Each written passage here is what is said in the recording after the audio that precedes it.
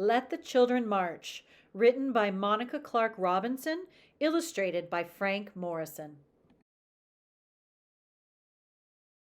1963, Birmingham, Alabama. I couldn't play on the same playground as the white kids. I couldn't go to their schools.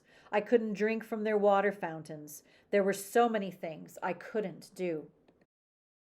One warm spring night, my family went to church. We weren't there to have regular services. We were there to hear Dr. King speak. We were there to plan. He wanted to raise an army of peaceful protesters to fight for freedom. His brown eyes flashing fire and love, Dr. King told us the time had come to march.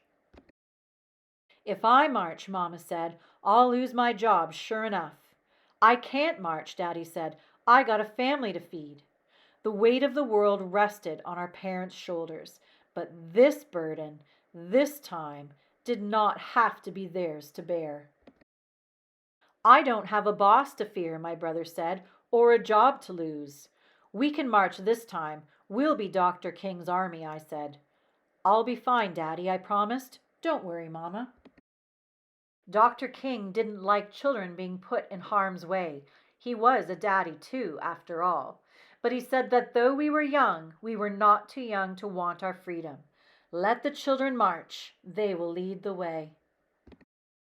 On May 2nd, a sunny Thursday, boys and girls, brothers and sisters, cousins and friends, we all met at the church, dressed in our best, feet ready. In a silence so loud that all I could hear was my racing heart, we began to walk. Hand in hand we marched, so frightened, yet certain of what was right for freedom. The path may be long and troubled, but I'm gonna walk on. Would I be hurt? Would we be heard? Would it all be worth it in the end? I wanted to run from the angry faces in the crowd, run from danger, run from fear.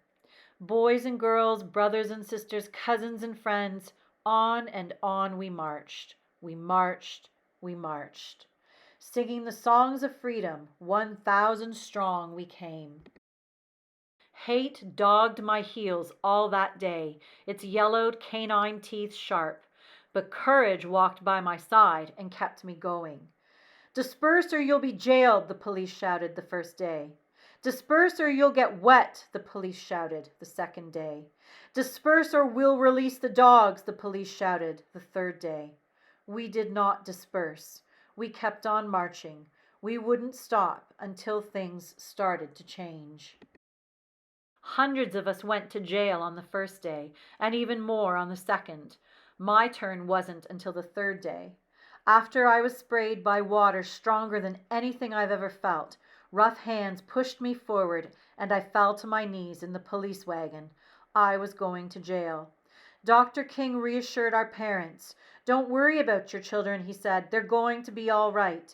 Don't hold them back if they want to go to jail, for they are doing a job for not only themselves, but for all of America and for all mankind. That night, crowded into a cell too small for even half of the kids, we sang, "We shall overcome, ain't gonna let nobody turn me round, and freedom is coming." Our parents couldn't be there with us, but still we sang, wrapped in the proud and loving arms of our ancestors.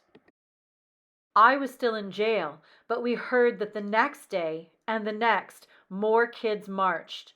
The water hoses they used to sting us could not stop our fierce tide. The path may be long and troubled, but I'm gonna walk on. Turn the other cheek, we had been taught. Show love where there is hate. The world watched as hate bruised us, but for 7 days we walked only in love. The jails swelled to bursting, and even President Kennedy took notice. Daddy said the president received letters and calls about us from all over the world. Our march would become a memory, a small part of a larger story, but we had been heard, and the seeds of revolution were sown. 2 days and nights I stayed in the jail. Some stayed even longer. When I left, I was tired and sore, and my best dress was ripped. but my smile was as wide as the Mississippi River. I had made a difference. I'm so proud of you, baby girl, Mama said. Your march was what made them see. With nothing more than our feet, voices, and courage, we had done what others could not. Change was right around the corner.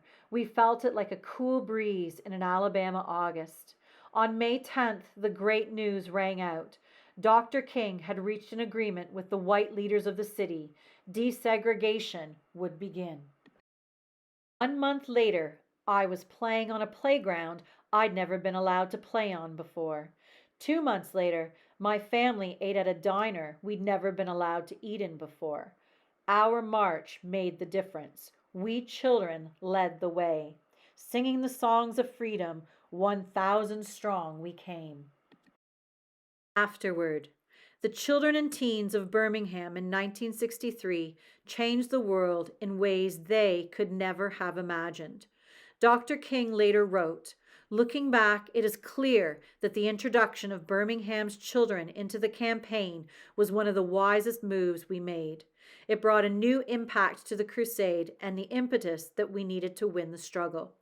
President Kennedy went on television the evening of June 11th, just 1 month after the Children's Crusade, to call for civil rights legislation. He said, "Every American ought to have the right to be treated as he would wish to be treated, as one would wish his children to be treated." The following year, Congress passed the Civil Rights Act of 1964, and Dr. King won the Nobel Peace Prize. The children truly had made a difference. There are plenty of ways that you can make a difference too, through volunteering, writing elected officials, fundraising, starting a petition, educating yourself. When asked what she thought the message of the Children's Crusade was for today's youth, Janice Kelsey, who was one of the young marchers, had this to say: "I want young people to know that each one has the ability to make a difference in their environment. You just have to have enough courage to evaluate the situation and stand up for what is right."